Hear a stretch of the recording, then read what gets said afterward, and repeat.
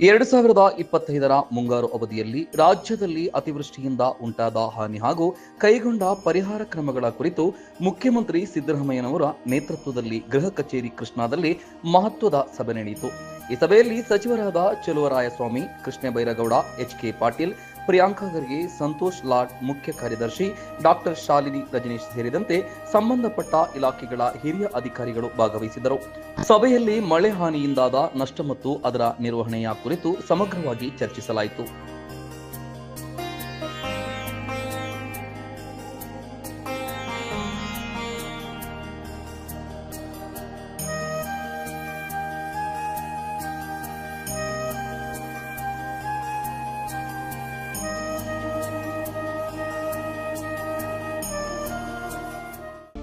ಇದೀಗ ನಿಮ್ಮ ಅಂಗೈಯಲ್ಲಿದೆ Mayura TV digital ವಾಹಿನಿ.